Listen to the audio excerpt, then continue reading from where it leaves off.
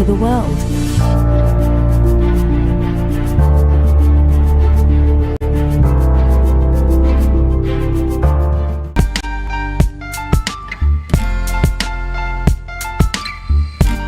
Put a smile on your face when you're moving from place to place. Good morning, good morning, morning, good morning, morning.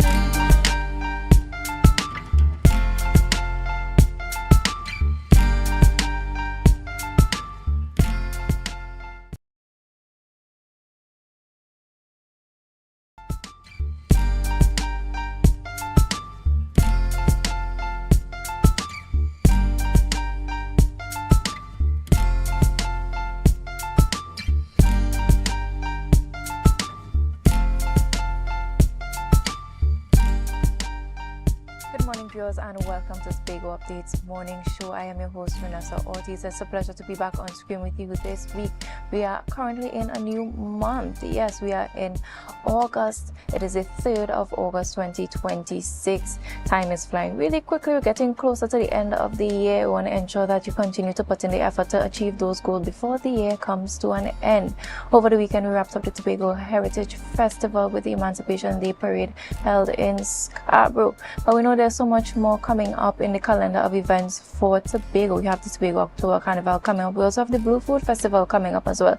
So stay tuned right here at Tobago Updates, where we bring all of these details to you.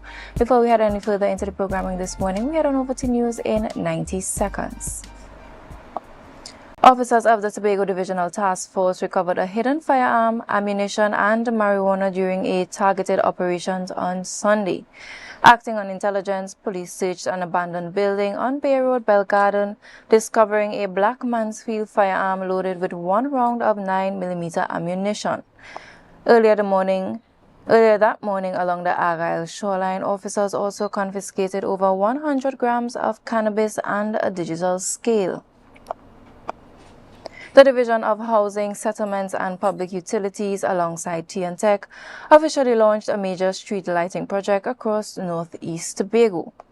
The project, which commenced on July 30th, aimed to enhance nighttime visibility and road safety across key communities, including Mount Dillon, Castara, Palatuve, and Englishman's Bay. No Man's Land received significant sanitary infrastructure upgrades through a joint project between the Division of Public Infrastructure and the Tobago Water and Trails Association. Portable toilets and a running water supply system were installed on Sunday to improve public health compliance for local food vendors and ensure a cleaner environment for visitors. And finally, the Trinidad and Tobago Police Service issued a notice advising applicants to check their emails for document vetting and verification dates. While verification sessions begin later today in Trinidad, Tobago applicants are scheduled for Friday, August 7th. Candidates are instructed to arrive 15 minutes early with original documents and colored copies as their emails directed. And that was your news in 90 seconds. Tune in again at 6:30 p.m. for our full newscast. Now we're heading swiftly along into the programming. We're heading on over to our birthday shout-outs this morning. We're heading on to those who are celebrating with us this morning. First up, we have Timon Gray. Happy birthday to you. We hope you have a great day ahead. Be safe on the nation's road. Take some time to really reflect on this new year and on the past year to see where you can make some improvements, and also just take some time to spend it with your loved ones. Up next on our birthday shout out this morning, we have Aloma Spencer, the beauty in pink this morning that is being displayed in this beautiful picture. We hope you have a radiant day. Just as much as this picture is reflecting, take some time out to really reflect and thank God for all His richest blessings upon your life thus far and all that He would continue to bestow upon you. And last but certainly not least, we have Sophia Kirk, beautiful and classy in her black and white on the picture this morning. We hope you have a great day ahead. You take some time to get some cake and some ice cream. Really take some time to enjoy our birthdays. We really need to put in time to celebrate and be thankful for yet another year of life. Wishing you all God's richest blessings going forward in your new year. To those of you who did not make it on our birthday lineup this morning, we want to say happy birthday to you. Be safe today on the nation's road. Take your time and ensure to enjoy it to the fullest. Now, viewers, we're heading swiftly along into our rundown this morning. We have the TTPS joining us this morning, and we're talking about mentally preparing our children for back to school. And that's a part of a two-part interview. And we wrap up our morning this morning with Rooted in Heritage, and we're speaking with Ascala George. She's a Tobago artist. So stay right here to be a part of these conversations. I want to say thank you to those of you joining us on YouTube, Facebook, AMPLIA, Flow, and Digicel. Thank you for making Tobago Updates your #1 station. But before we head into any of these conversations this morning, we want to ask you to share the live, share the live, share the live. We'll be right back.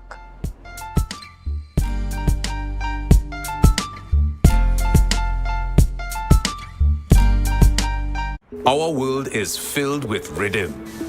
Rhythm that's unapologetic, infectious, timeless. Rhythm is commitment in action. It's how we show up for each other with unrelenting support that goes the distance. Rhythm lives in the tiny beats of our most intimate moments and the seismic roars of our biggest achievements. Rhythm is resilience in motion. So even when things go out of sync, we do what it takes to bring the rhythm back. At Flow, we understand your rhythm because we live it. That's why we're dedicated to building a network as resilient as you, with a team of familiar faces working every day to keep you on beat. You're at the heart of everything we do, and our commitment is to keep your rhythm flowing, no matter what. Okay. 335, 336, 337, 338, 339. Counting on your fingers again. No wonder you lose your business. Grandpa, thanks for helping me start over. You not lucky in business, you know. As a child, you tried to sell hog plum. That failed. As a teenager, you and your boyfriend tried to break into the jewelry business. But hey, where that boy end up? He live in Aruka in the Grove. The golden one. Oh, child, if you want to get into business, you have to have your financial records intact. But hey, do you know your numbers? Of course, 624-333. No, child, your numbers, your ratios, your equity ratios. You have a financial handicap. What? You need to see somebody about that. Anderson. Who? Anderson in Trinidad and Tobago, they offer tax and accounting services. They know about financial management. Grandpa, I started this business with nothing. And nothing is what you will end up with unless you call Anderson Services. Here. Okay, this card is nice. Yeah. What's this? Your rental fee. Have business will pay rent. Hot and groovy in the soca party.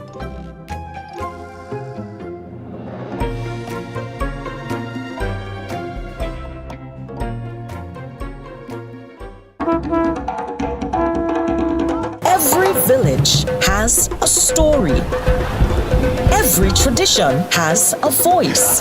This July 16th to August 1st, discover them all at the 2026 Tobago Heritage Festival. This year's theme, Let We Tell the Whole Story, invites you to experience the customs, resilience, and rich cultural legacy that continue to define Tobago. Join us for unforgettable performances, village celebrations, and authentic cultural experiences across the island. The Tobago Heritage Festival 2026. Let we tell the whole story. Visit TobagoFestivalsCommission.com for event details.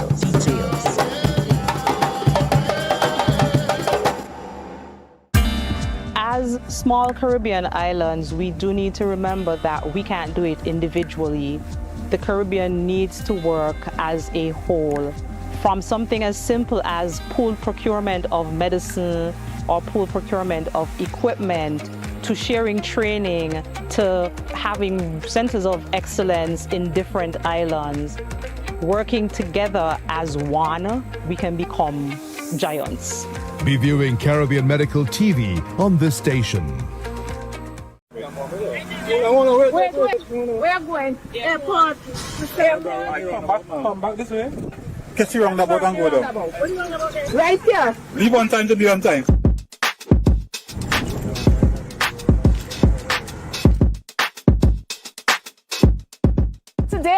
here at the new A&R Robinson International Airport, and we are doing a simulation along with the Airport Authority and the TTPS to do some observation for the traffic plan that we have implemented for the opening of the new terminal building. So starting Wednesday, July 22nd, the Division of Public Infrastructure and Transportation along with the TTPS will be at this intersection, and we will be implementing a traffic plan. Just continue around the circle. What is important in this entire traffic arrangement is that if you are coming from Crown Point, you're coming from the west and you want to go further east than the airport terminal, we advise that you either use Milford Road, go onto Silcotton Trace, and use one of the side streets between Milford Road and Tobago Local Road. All traffic between Kilgwin Bay Road and Gaskin Road will be coming west only.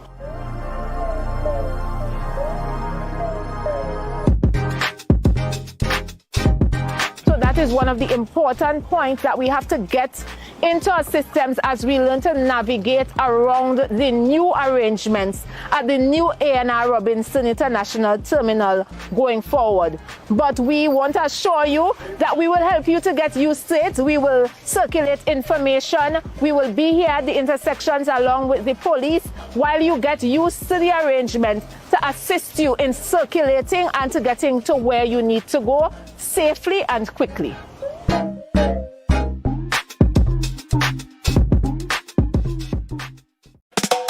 Tobago, are you ready to celebrate culture, color, and creativity? Then make Heritage Haven books and things your first stop this Heritage Festival. Step into a world of vibrant African wear, handcrafted accessories, unique gifts, local authors, and inspiring books for every age. Whether you're dressing for the festivities or searching for something special, Heritage Haven has something just for you. Heritage Haven books and things where culture comes alive. Visit us today at the Scarborough Esplanade and discover treasures. Celebrate culture where read it, live it. On the 9th of August, we'll be having our first annual 5K. And it's not just a 5K, it's a book drive. And it starts at 6 a.m. Registration starts at 5 a.m. This is your opportunity to start that exercise journey. Come, dust out that shoes, pull out that jersey. Let's start that exercise journey. From this book drive, we'll be able to provide books and stationery to all the needy people within the Scarborough Grace district. So if you have any extra stationaries, book, pens, pencils, bring it. We'll be meeting right here at the Hugh Donaldson Recreational Ground, formerly known as the Grace Recreational Ground. Come and support this initiative.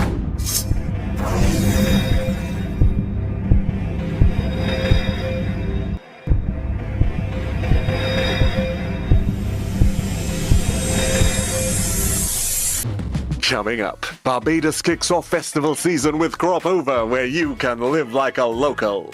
Moments of discovery and joy during Culinary Month in Antigua and Barbuda. Find that hero within you. As these women of vision share their stories of success, Caribbean Passport TV, your guide to what's happening in the region, here on this station. The Caribbean is more than just a place. It's a spirit, resilient, vibrant, and full of possibility. Rooted in connection, driven by community. It's who we are and the heart of everything we do. For over 150 years, we've been right here, invested in the Caribbean, its people, and its progress. And today, we're going even further. Liberty Business, rooted in the Caribbean, committed to you.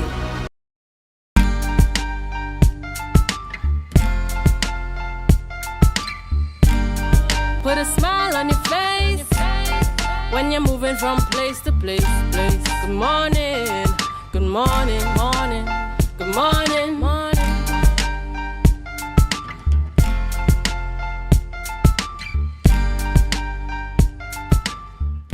Viewers, welcome back, and as promised before the break, we're having the conversations with you this morning.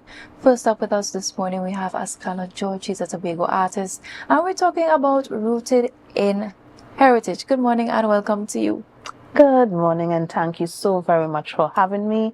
Good morning, Tobago. I am so delighted to be here to share this morning with everyone.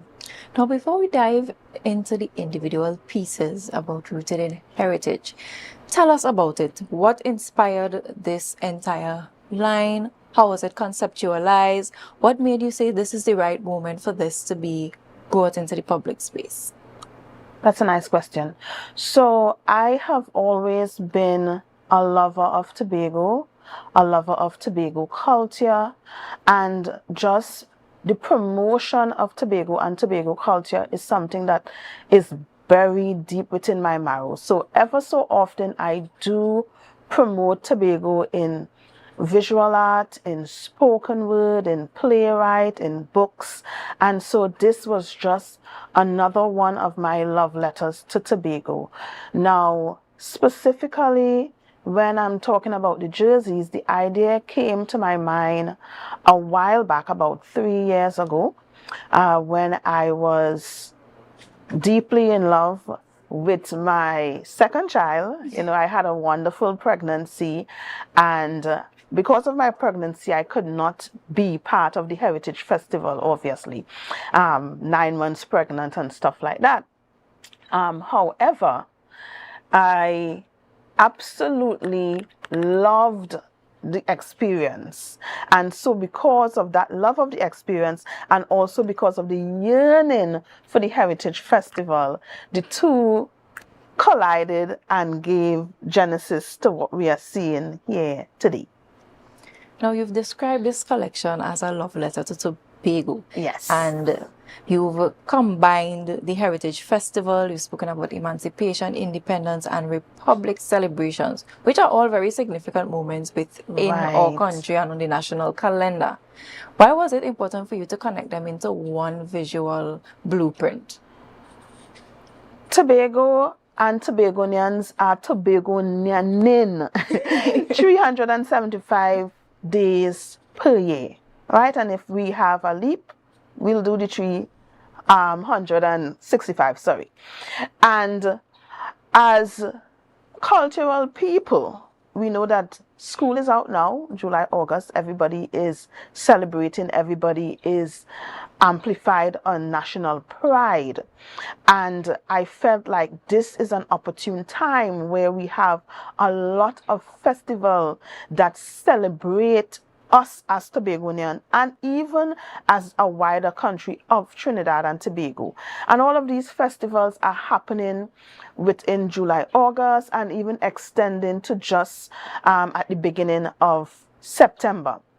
And so I thought it was an opportune time to really dive into us showing that we are indeed proud of our culture, our heritage, and to make jerseys that we can wear every single day for every single occasion to really shout how proud we are. Now, as an artist, when you create a piece or you create something, it's always with the intent of deep meaning and deep emotional impact. Now, we've spoken about national pride already. Right. What other emotions were you hoping to invoke within Tobagonians? And not just Tobagonians. Maybe there are also Trinidadians who are very much ingrained and very much in love with Tobago's culture. What emotions were you hoping to invoke? Our watchwords are discipline, production, tolerance. And Trinidad and Tobago, and I'm going to stay in the art genre with my answer. Trinidad and Tobago is at a pivotal moment in history where we need to double down on those things, right? And sometimes we forget how diverse we are. Sometimes we forget how awesome that diversity results in us being. And for me, yes, the emotion is something that you can feel, but quite often we need something that is tangible, that we can touch, that we can see, that we can be enveloped in. And I feel that this is what this line for me is doing at this time. And I hope that that feeling is translated to persons who would support the initiative. Now, when we hear about heritage, we usually think heritage begins and ends with traditional way, Right. or attending heritage festival, or maybe just celebrating on one day in particular. Through your work, you're suggesting it's something much deeper. Yeah. Now, how would you define heritage for someone who may only see it as a yearly celebration? A lot of times we say, my neighbor string buried there. Our neighbor string as Tobagonians, it's buried in Tobago, right? It is our heritage. It's how we talk. It's how we cook. It's how we deal with each other as people. It's our friendliness. It's our pecan. It is every single idiosyncrasy that would make a Trinbagonian a Trinbagonian. And so, for me, when we think about heritage, we have to think about something that is holistic, that is lived, and more than just lived, because we want to thrive, that is loved. Right? So that's what heritage means for me. Now we're going into the pieces themselves. We have two laid out on our set here to show our viewers. We have Becoming and we have Belle and Boyo. Belle and Boyo. So go a bit into that. I know you already spoken about your pregnancy and that's what inspired you to start this. And I know one of the pieces has the whole concept of the pregnant woman. So I'm going to allow you the opportunity to really go into the ideas behind these conceptual, these concepts. All right, so I'll do Becoming first, since Becoming was the first one that I did. Now, Mr. Hernandez, a champion of art in Tobago, he would have designed the Tobago woman. But prior to Tobago being annexed to Trinidad, and again, I'm staying within the arts, right? We had the saying of she becomes more beautiful. So Tobagonians of yesteryear were saying, recognizing, identifying, proclaiming that not only is Tobago beautiful in a physical sense, but beautiful in a spiritual sense, and that beauty would continue, right? And so pregnancy is a continuation. When a woman gives birth to a daughter, she continues her line, because then that cell, that DNA remains, and it goes on and on and on. And as Tobagonians, we want to continue the heritage of Tobago, which is all positive. We want that to continue and get stronger and stronger and stronger. Now, the initial logo was a black outline of a beautiful lady. I wanted to make it a little more vibrant, a little more colorful, a little more bold, something that you would see and instantly stop and just be wowed and awed. And so that's why I went with color. Right? So that's Becoming. That was the first one. Now the second one, again, I am a lover. I love love. I love people. I love family. I love culture. I love movement. So I saw some of our cultural artists doing this beautiful dance at I think it was the airport. And when I saw them doing this dance and the movement of the dress flowing and the brilliance of the man dancing in his top hat and then they embraced, I was like, whoa, this is a moment in time that must be just pictured. And so in that moment, I said, yes, inspiration hit immediately. I said, this is a beautiful courtship dance. And so that is what Belle and Boyo is about. And I'm playing on the Beauty and the Beast, Belle, that feminine woman, and Boyo, that masculine man, and just that play of the masculine and the feminine that comes together and just makes magic. So that's what that was about. I think that was a really beautiful explanation. Yeah. Thank you. Now, as artists, you often have the ability to preserve stories in ways history books would not be able to. Right. Do you see your work as documentation, storytelling, cultural preservation, or maybe even all three combined? Yes, I definitely see that. But not just that, but I see it as also something that is fun. Because a lot of times, yes, it's important to preserve culture. Yes, it is important to recognize all these things that are foundational. But in order for the youth to really hold on to it, to really want to take responsibility, to really carry it forward, they have to have emotional investment, yes, but they also have to have joy.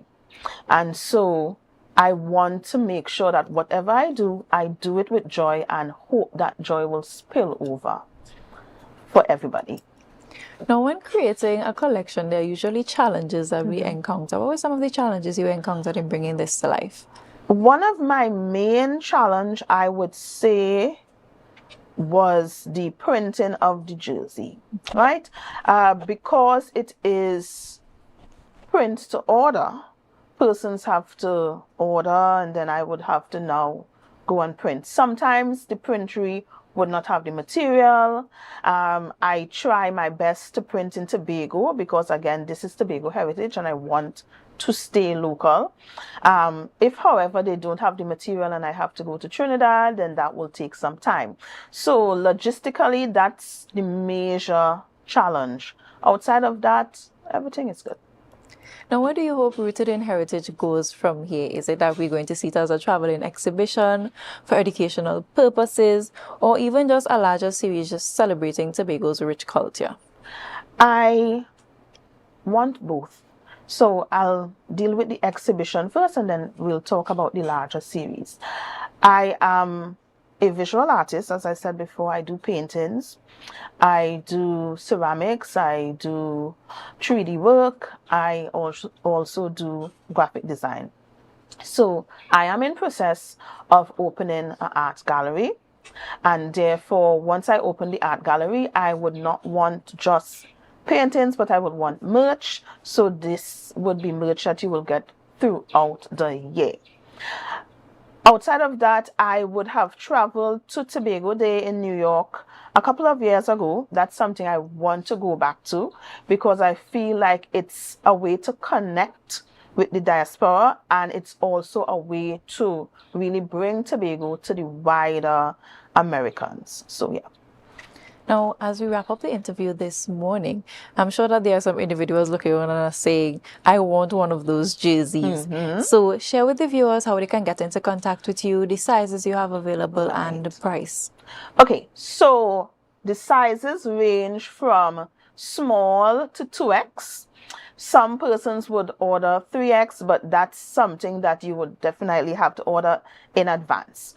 In terms of how you can get in contact with me, you can WhatsApp my number, 737-5342. Day or night, you will get an answer immediately. Additionally, you can also contact me via Facebook at Ascala George. No, my account is not blocked. You will get through, definitely day and night as well. And then Instagram, Estate by Ascala. Thank you so much, Ascala, for coming on this morning and sharing with us, especially into the artwork that you are now putting onto printed apparel for us to continue to celebrate our heritage throughout the year, not just on particular days. And I'm wishing you all the success going forward with Rooted in Heritage. Thank you. You're Thank welcome. you so much. And it was a privilege to be here this morning. I hope you have a good day. And I hope, Tobago, you would have a fantastic day as well. Same to you. Viewers, stay right here. We continue after the break. But remember to share the live, share the live, share the live.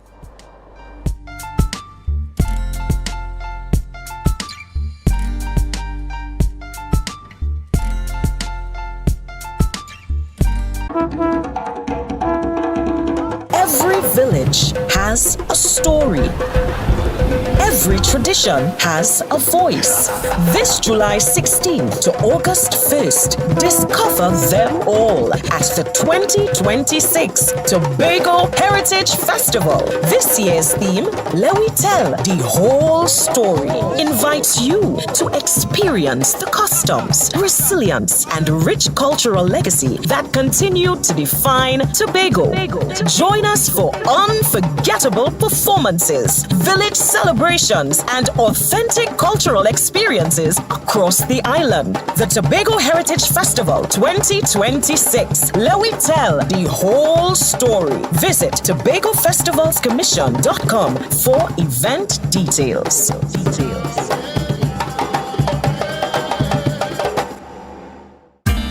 As small Caribbean islands, we do need to remember that we can't do it individually. The Caribbean needs to work as a whole, from something as simple as pooled procurement of medicine or pooled procurement of equipment, to sharing training, to having centers of excellence in different islands. Working together as one, we can become giants. Be viewing Caribbean Medical TV on this station. Wait. We are going. Airport. Come back this way. Catch you roundabout and go down. Right here. Leave on time to be on time.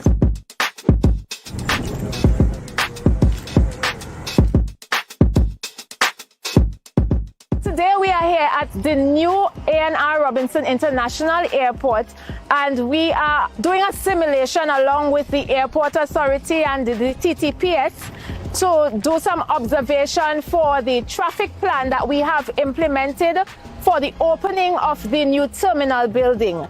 So starting Wednesday, July 22nd, the Division of Public Infrastructure and Transportation along with the TTPS will be at this intersection, and we will be implementing a traffic plan. Just continue around the circle. What is important in this entire traffic arrangement is that if you are coming from Crown Point, you're coming from the west and you want to go further east than the airport terminal, we advise that you either use Milford Road, go onto Silcotton Trace,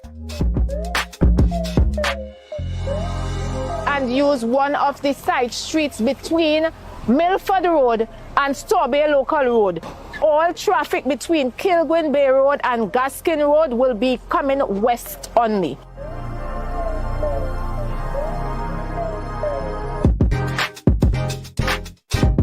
So that is one of the important points that we have to get into our systems as we learn to navigate around the new arrangements at the new A&R Robinson International Terminal going forward. But we want to assure you that we will help you to get used to it. We will circulate information. We will be here at the intersections along with the police while you get used to the arrangement to assist you in circulating and to getting to where you need to go safely and quickly.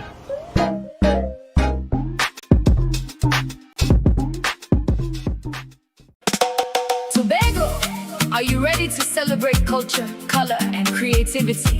Then make Heritage Haven books and things your first stop this Heritage Festival.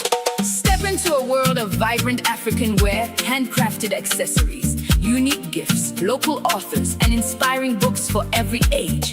Whether you're dressing for the festivities or searching for something special, Heritage Haven has something just for you. Heritage Haven books and things where culture comes alive. Visit us today at the Scarborough Esplanade and discover treasures. Celebrate culture where read it, live it.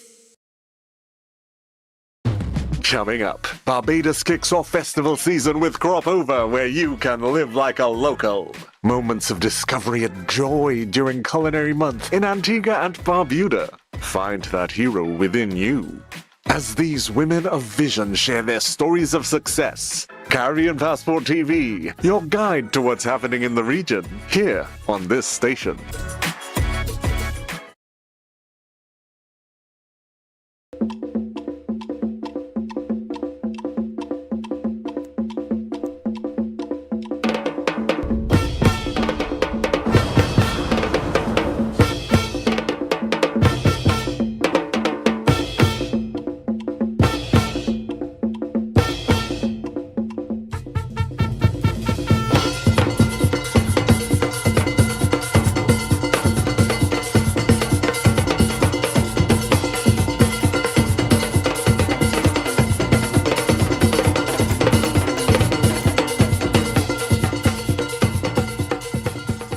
On the 9th of August, we'll be having our first annual 5K. And it's not just a 5K, it's a book drive, and it starts at 6 a.m. Registration starts at 5 a.m. This is your opportunity to start that exercise journey. Come, dust out that shoes, pull out that jersey. Let's start that exercise journey.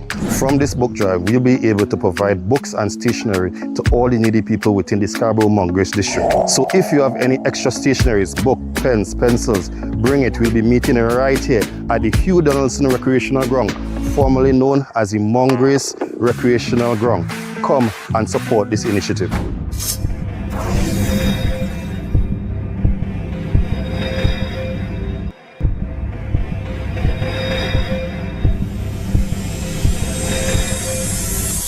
Welcome to Tobago Glass Supplies Limited, where innovation meets excellence and service reigns supreme. Our commitment is simple: to provide high-quality, innovative aluminum, vinyl, and glass solutions for both commercial and residential spaces.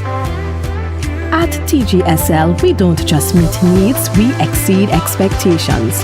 Our range includes the finest aluminum cladding options, setting new standards in durability and style.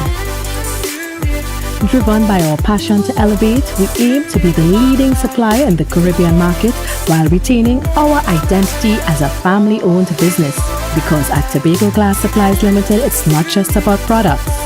It's about relationships, it's about you. Innovation, quality, service.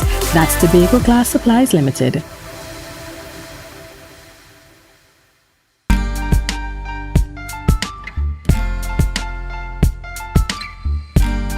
Put a smile on your face when you're moving from place to place. Good morning, good morning, morning, good morning, morning.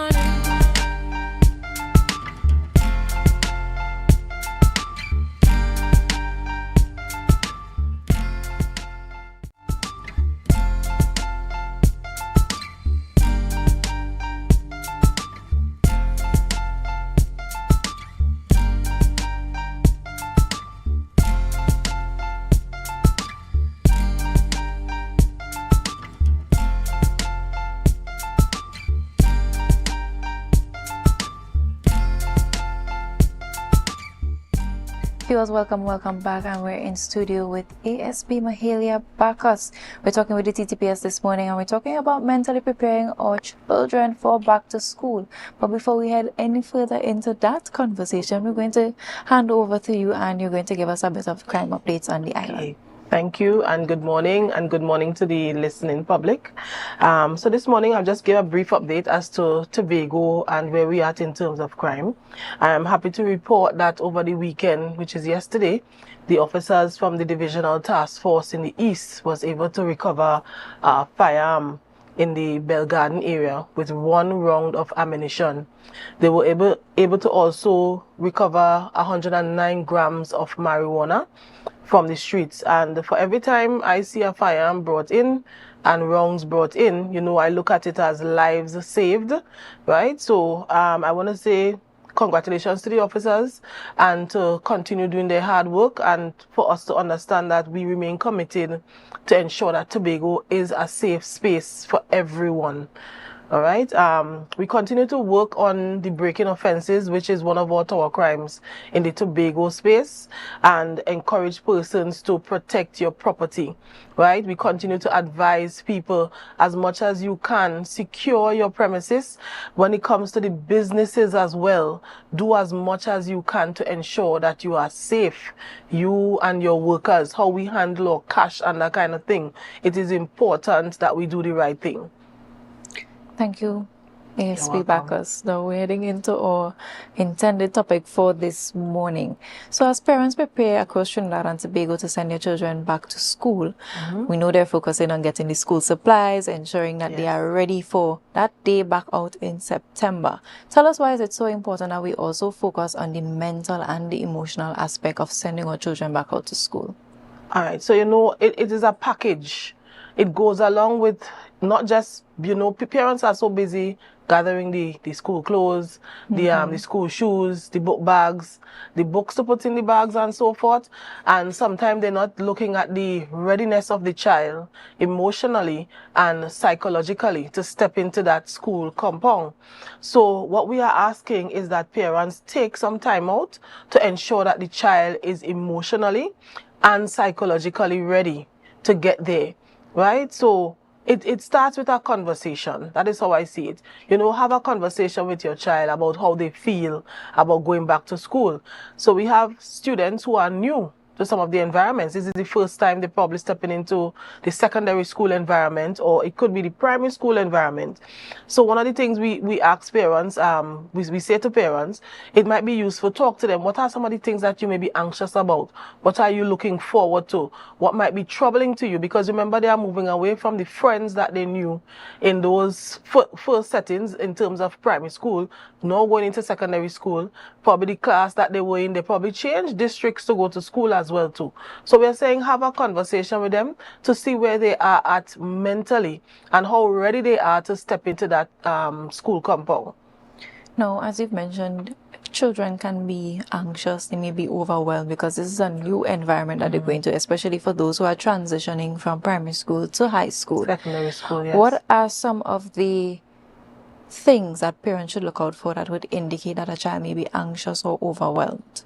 Sometimes you could look at the behavioral change that the child may have, probably a change in their sleeping patterns, how they eat, some of the things that they are actually doing, you know, kind of withdrawal from other activities and that kind of stuff. And probably, you know, talk to them, because as time gets closer, they might always have this worried look about them, and it might be important to understand, to speak to them to find out where their minds are at, you know, what it is that is troubling you, and see if you could find a way to allay their fears before they get there. Sometimes children have unresolved issues that they are treating with, and it is important to find out what these issues are. Right? Everyone knows that it's a fact that there are bullies in schools, and some children are scarred from bullying. So sometimes it is important to find out what is bothering the child. Maybe they are transitioning from primary to secondary and wondering if the same person who was doing it to them is going to be in the secondary school, right? How do you allay their fears that everything is going to be all right and so forth? You understand? So you need to pay attention to your child's behavior and changes in how they operate as well. Now, one of the main conversations that have been coming up a lot, especially when it comes to young people within the school setting, is self-confidence.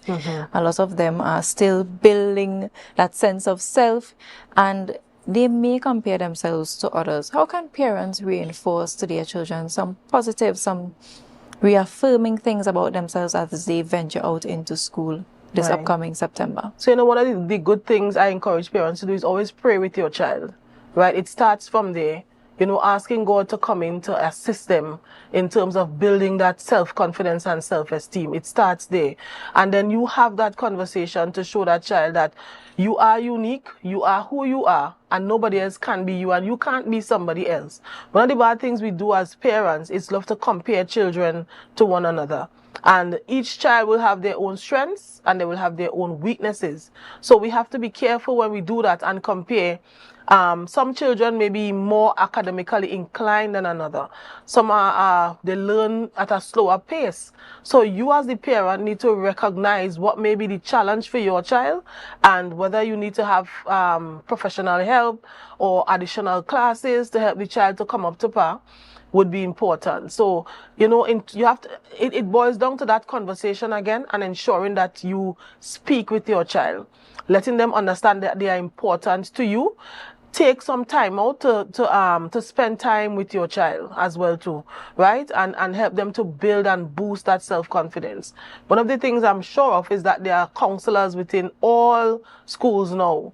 So if you think that there's an area that you're unable to treat with as a parent, you could always reach out to the school counselor and ask them to have a conversation with the child. Now, do you believe that routines within the home space, especially as it relates to getting back into that zone of going to school helps with easing some of the anxiety and overwhelm that children may be facing, because the first thing on their mind is, what is the transition? What am I doing here? What is the next step from this to get from this point to this point? Do you think that routines with parents and children can help to assist with some of that anxiety and overwhelm? I believe it can, and hence the reason why one of the advice we give to persons is if you can, drive the road to school prior to school reopening, so that the child will understand this is where you are going to pass in order to get to school. You could identify safe spaces. For example, there might be a public space that in case of any trouble or any problem, you could tell them you could go into this space and seek help. You can get help here. Landmarks that may be important to the child, because maybe the first time the child might be moving from Crown Point to Roxborough to attend school. So it is important that you highlight the route to them, and this is where you go if you have to take a maxi, where you have to stand to get the maxi on an afternoon, that kind of thing, or on a morning where you have to go, and so forth. So routines do help, even in terms of preparing the child to mentally get ready to go to school. So no longer, because over the holidays they might just be taking a rest haphazardly, playing game for the entire night, knocking out, they're not waking up until 10 in the morning. So sometimes you could guide them. Time to go to bed, right? So they go to bed, they know the time that they get up, the time that you get ready, even preparation of the uniform and so on beforehand, so that by the time you get up at 6, by 6:30 you have your breakfast, you might have a little chore or something to do, and by 7 o'clock you are ready to be out of the house to get to school on time. And I think that also gives the child a sense of accomplishment before the day Exactly. starts, Yes. because they've already established what they need to do before they get to school. So they Yes. go in with that ready mindset. Now we're transitioning to the family concept, or this family aspect of getting children back to school. We focused on the children earlier, but I think we tend to underestimate that children are very intelligent beings, and they are very much aware of what is going on within their homes, the emotions that parents may be facing, and when they are stressed out. Can that stress transfer to children, and if so, how can families help to avoid that? I'm not an expert, but I can tell you, based on reports and looking into certain situations, that these issues can transcend into children, because children look at the environment that they are in, and a lot of times they react, or their behavior reflect what is happening a lot of times at home. So if you have mommy and daddy continuously arguing, you may hear teachers talking about children a bit spaced out. Sometimes they're falling asleep in the class because of the entire night of activities. They were unable to rest. So when you ask them, why are you sleeping at this hour of the day? I didn't get to sleep well last night, miss. Why? Because mommy and daddy was arguing for the entire night, so I could not have slept. So these simple things tend to throw off children's behavior and the ability to concentrate and to be able to learn whilst they're at school. So the environment at home is very, very important. Something we take for granted is just the simple fact that a child is not able to have breakfast, right? The food is needed to nourish the mind, to help the child to learn. And a lot of times children leave home, or parents don't provide something for them to eat. I know the government tries to supply breakfast at school, but a home meal is important. And it is important that we sit at the table as a family and have that meal. That changes the view, because within that meal you could have a conversation with the child. Right? Mommy, daddy, brothers and sisters, whilst we eat, we could be speaking about the plans for the day. What are you up to today? How are you feeling this morning? And in that way, children will be able to open up to the parent, and it develops that trust and more, that bond between them a little bit more. No, academic performance is important. And we've constantly heard this conversation over the years. But when there's that pressure to succeed, it really it plays on the minds of children. It also spikes anxiety as well. How can we encourage our parents to encourage excellence without creating that environment of anxiety? Okay, so what I would say is that sometimes parents don't even create the environment, but they expect a lot from children, and that is wrong, right? We don't support them in terms of getting the right material. Some children not even getting a pencil to come to school, but we expect them to write. You know what I mean? So we have to pay attention to what is important and what is necessary to actually help the child to be well academically. And these are some of the simple things, right? We recognize that they may not be as fast as another child. As I said prior, look at having an evening class, right? Sometimes some children need to be assessed professionally to see if they have learning disabilities as well too, because that is where the problem starts. And if they do have a disability, when you get to the root of it, then that sometimes helps to, bring about that change to help the child to learn at better at school. Now, ASP Bacchus, this conversation has been really insightful thus far, but we're going to head to a short break, viewers, and we'll be right back to continue after the break. But remember to share the live, share the live, share the live.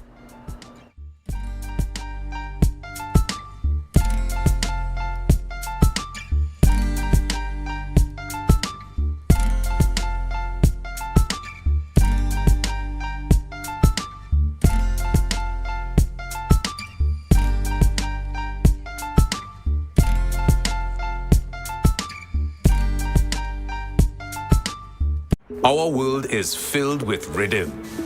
Rhythm that's unapologetic, infectious, timeless. Rhythm is commitment in action. It's how we show up for each other with unrelenting support that goes the distance. Rhythm lives in the tiny beats of our most intimate moments and the seismic roars of our biggest achievements. Rhythm is resilience in motion. So, even when things go out of sync, we do what it takes to bring the rhythm back. At Flow, we understand your rhythm because we live it. That's why we're dedicated to building a network as resilient as you, with a team of familiar faces working every day to keep you on beat. You're at the heart of everything we do, and our commitment is to keep your rhythm flowing, no matter what. Okay. 335, 336, 337, 338, 339. Counting on your fingers again. No wonder you lose your business. Grandpa, thanks for helping me start over. You not lucky in business, As a child, you tried to sell hog plum. That failed. As a teenager, you and your boyfriend tried to break into the jewelry business. But hey, where that boy end up? He live in Aruka in the Grove. The golden one. Oh, child, if you want to get into business, you have to have your financial records intact. But do you know your numbers? Of course, 624-333. No, child, your numbers, your ratios, your equity ratios. You have a financial handicap. What? You need to see somebody about that. Anderson. Who? Anderson in Trinidad and Tobago, they offer tax and accounting services. They know about financial management. Grandpa, I started this business with nothing. And nothing is what you will end up with unless you call Anderson Services. Here. Okay, this card is nice. Yeah. What's this? Your rental fee. Have business will pay rent. Hot and groovy in the soca party.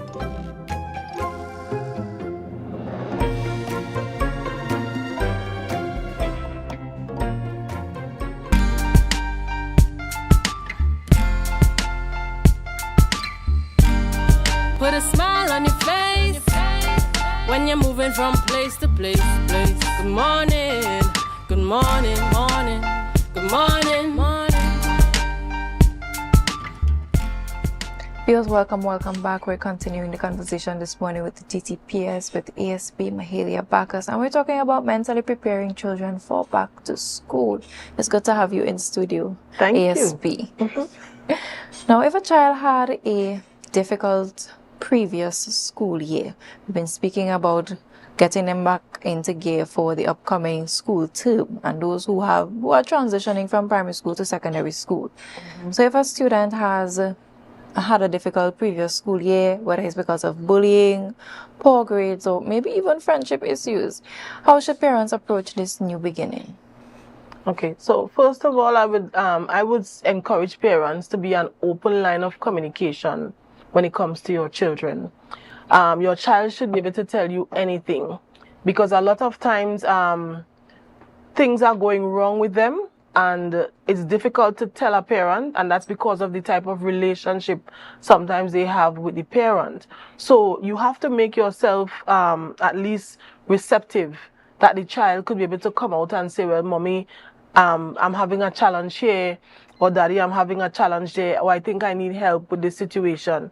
Because some situations are budding, and if you don't have the child speak up about it early, it tends to escalate and could become something greater than what it is at that point. So if as a parent, it can be dealt with early, you know, you can nip it at the bud and treat with it to ensure that the child is emotionally well and safe within the school environment. So the first thing you need to do is to ensure that your child can communicate with you. And as I mentioned before, simply sitting down and having a meal. So if you are taking your child to school, you have the radio alone playing in the vehicle. Have a conversation with your child, right? You could have a whole discussion, and sometimes the child is awaiting the parent to even ask them a question to speak to them. But some people are on the phone continuously speaking and ignoring the child in the car, right? So sometimes it is important to just speak with your child. Now, from the perspective of the Trinidad and Tobago Police Service, what are some of these safety conversations or safety precautions parents should have in place with their children before the school term opens? All right, so you know, as I mentioned prior about the route getting to school, even whilst you are at the school, you know, looking at the safe spaces within the school. Avoid friends bringing you into trouble, getting you into trouble. Where you see something is wrong, you could turn and you walk away from that, right? And you could also highlight it to a teacher or to the counselor, the principal, somebody in the school. If you know something is wrong, you could speak up about it. You know, just as we say, if you see something, you say something to an adult, it can be said to a child as well in the school environment, right? Because a lot of times children know what is right and what is wrong, you know. Right? The reaction or the behavior to it, they know when somebody is doing something that is wrong. So if you observe a child coming to school with a vape and you know, trying to introduce you to it, it is within the right to go and speak to a teacher and say, well, this is what is happening. You're saving yourself and you're also saving the other child, right? So these are some of the simple things that, you know, a child could do. You see something, speak up. You know, but we have to create that environment to allow a child to speak up. And one of the key things is listening.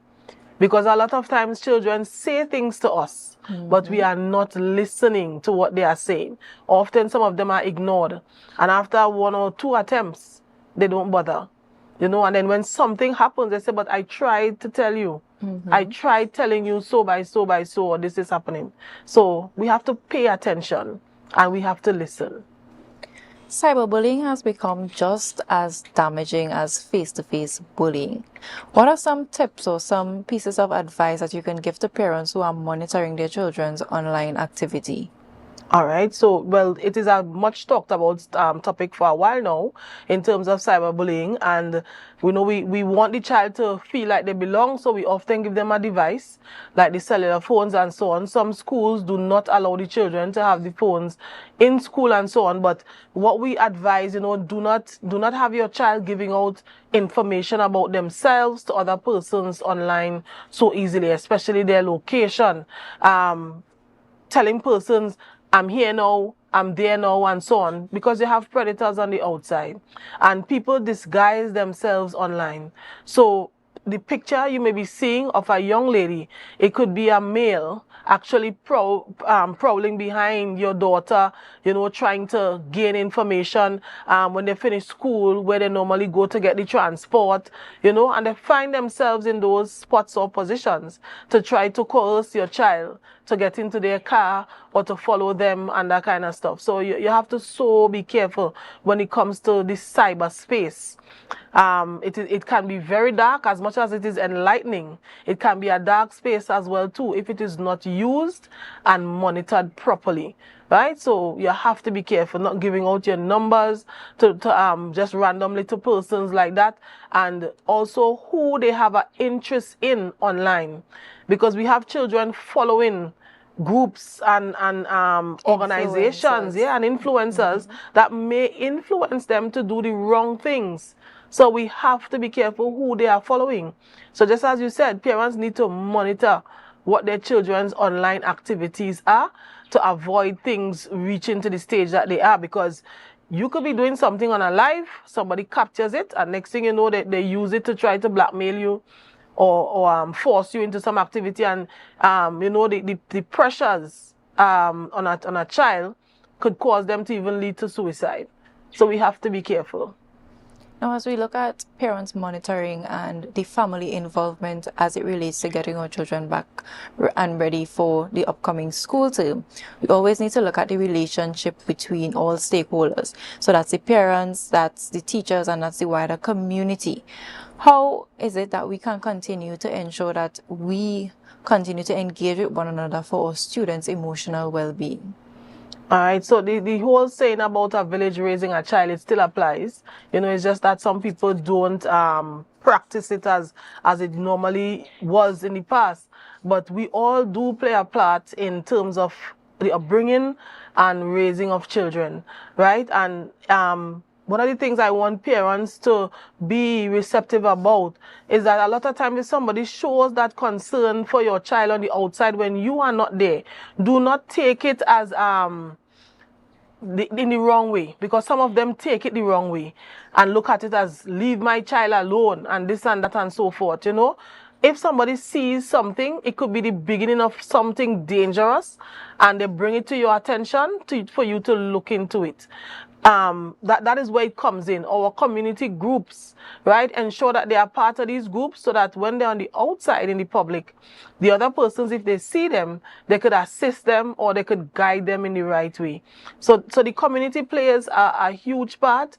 The neighbor, commissive or not, they play a very important part in the upbringing of your child and the safety on the outside. Because that same commissive neighbor could be the last person that saw the child going into the car that provides the number to the police to help you to find them.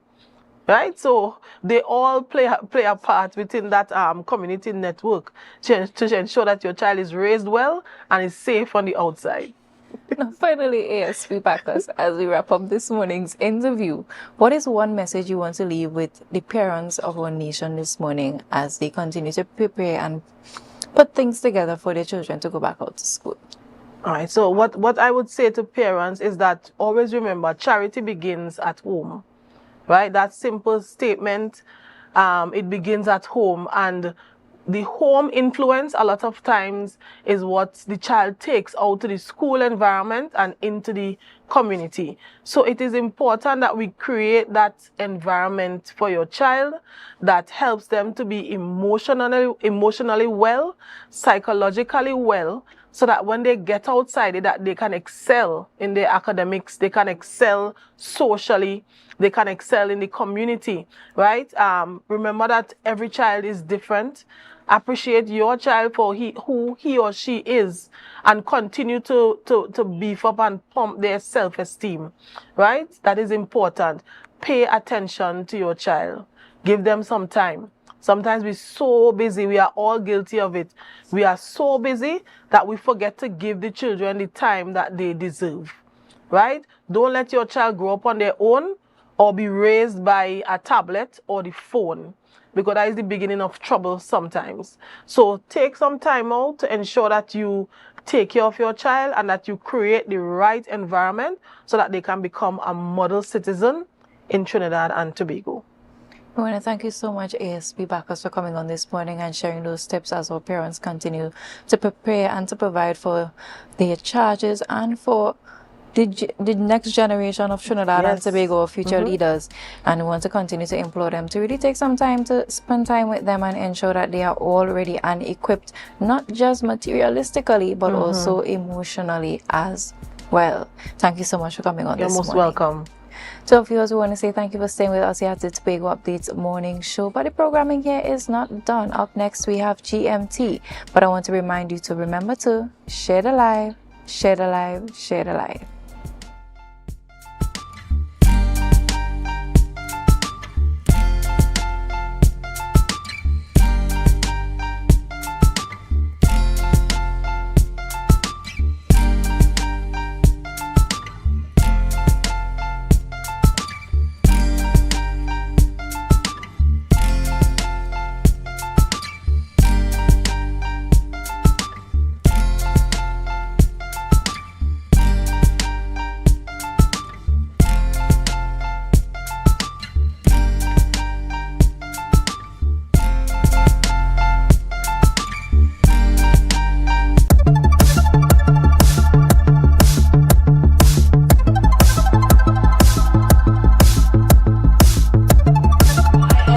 17-year-old 6th form student Shania Phillip of Signal Hill Secondary School was declared Tobago's 2026 Junior Secretary of Tourism following an outstanding performance during this year's Tobago Tourism Youth Congress. To sustainably transform our human capital, we must deploy blockchain micro-credentialing, immersive virtual reality learning hubs, and AI-powered intelligence platforms. Shania tapped representatives from the other participating secondary schools who also vied for the opportunity to represent the island at the Caribbean Tourism Organization's Regional Tourism Youth Congress.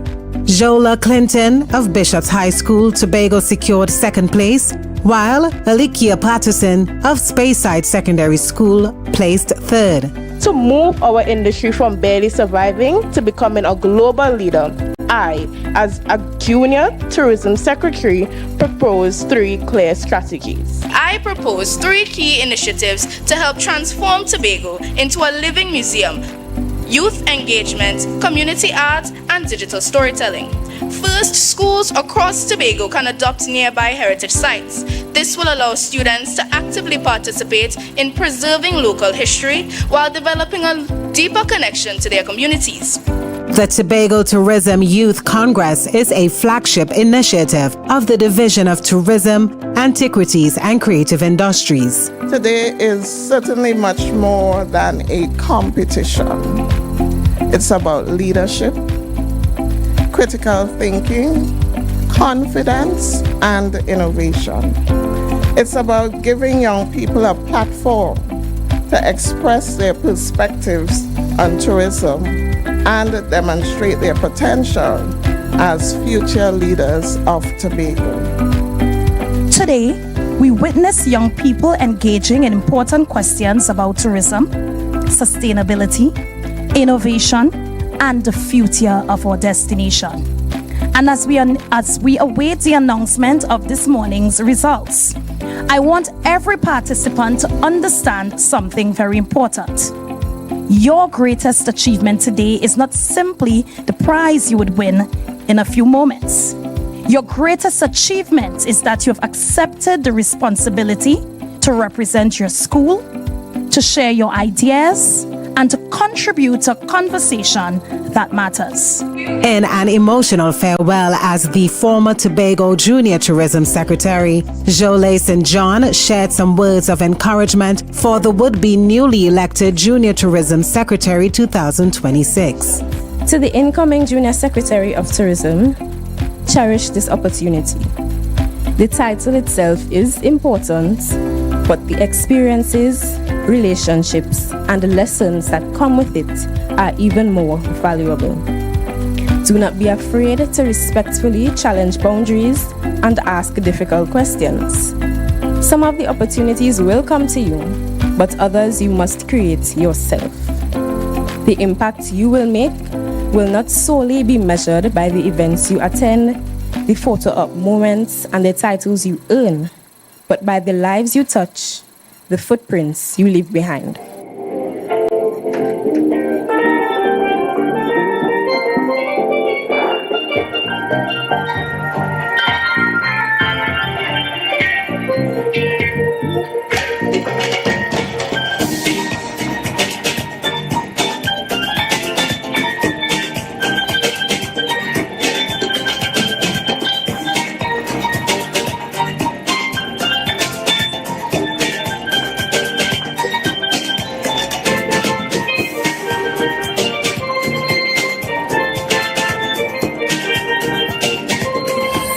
That was a production of the Department of Information, Office of the Chief Secretary, Tobago House of Assembly.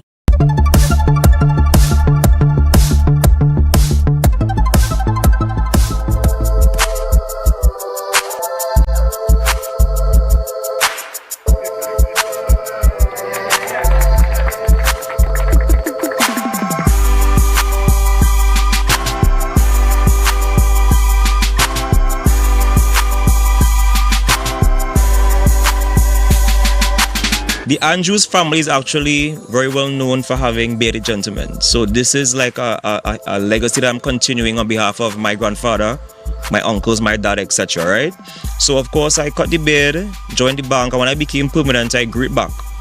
And I remember my manager said to me, she have never seen a gentleman incorporate with a beard. And the beard gets very dry in the AC. And that was my motivation to start my business. I said, you know what, I'm going to start a business and prove that, you know, that's kind of like discrimination basically, right? And that bearded gentleman, we deserve a seat at the table. So that's why I coined the phrase stay bossed up, because we are bosses all around. I think everybody knows that I have a passion for marketing, all right? And this is a form of marketing. And it's also a part of the corporate social responsibility, you giving back to the community as well. So it is a double-edged sword, and I decided to jump on the bandwagon because of that. Even though I am responsible for right across the road, all of my constituents are going to benefit from the refurbishment of this bus shed. And all of Tobago. And they would see that it is important for young people to have creative and innovative minds. And they can see a legacy, because today is not about a bus shed. Today is not about the concrete and the boards and so forth. But today is about continuing the legacy of a young man who had a vision. It shows his level of PR, promotion and marketing, and also corporate social responsibility. Because in Tobago, we are lifting the standards for simple things like bus sheds. I'm the biggest boss that you've seen thus far. I'm the biggest boss that you've seen thus far. The bus shed also includes a bus schedule for commuters. That was a production of the Department of Information, Office of the Chief Secretary, Tobago House of Assembly. You're viewing Tobago Updates Television, your exclusive gateway to Tobago, broadcasting the beauty of this island paradise to the world.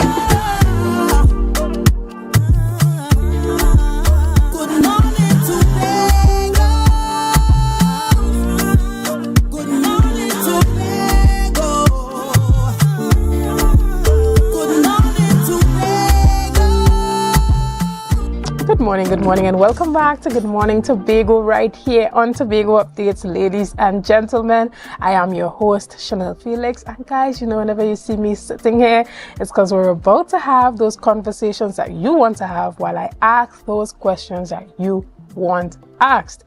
But before we get into this morning's interesting conversations on this Monday morning, let's have our news in 90 seconds.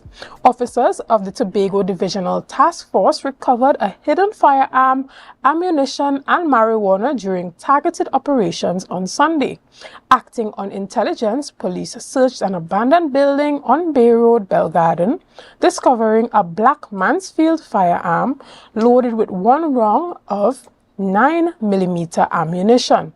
Earlier that morning, along the Argyle shoreline, officers also confiscated over 100 grams of cannabis and a digital scale.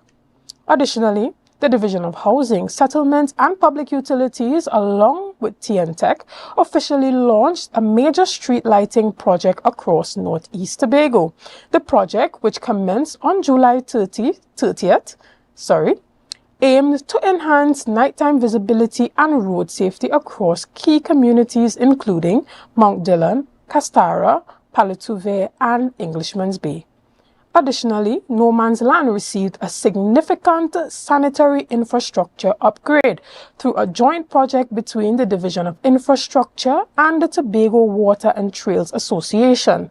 Portable toilets and a running water supply system were installed on Sunday to improve public health compliance for local food vendors and ensure a cleaner environment for visitors. And finally, the Trinidad and Tobago Police Service issued a notice advising applicants to check their emails for document vetting and verification dates.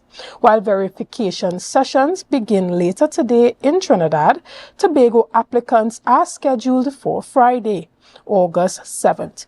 Candidates are instructed to arrive 15 minutes earlier with original documents and colored copies as their emails directed. And that was on News in 90 Seconds. Ladies and gentlemen, this morning we give you a view of what's happening out there on the roadways in Tobago. Right, you're watching right now the Wilson Road traffic light, and we're seeing quite a free flow of traffic for this time of the morning actually. And you know what we're going to do is try to attribute that to school being closed, because usually when you look at that Plymouth Road coming in to Scarborough at this time, it's usually quite congested going all the way up to Coast Cutters with traffic sometimes. And so this morning we're seeing quite a free flowing movement of traffic on that Claude Noel Highway at the Wilson Road traffic light, and we hope that it stays that way for the rest of the morning. So for those of you who are still trying to get into work, you may not catch the 8 o'clock, but let's hope that you get in by 8:30. Right, ladies and gentlemen, good morning and welcome. And this morning we are chatting a bit about one of the items that you saw in On News in 90 Seconds. We spoke about the fact that new sanitary infrastructure has been implemented at No Man's Land, and we know that this has been a conversation for quite a while. Actually, a conversation that made it quite difficult for the persons who are vending on No Man's Land to justify them being there, because there was not the proper infrastructure for health and safety approvals.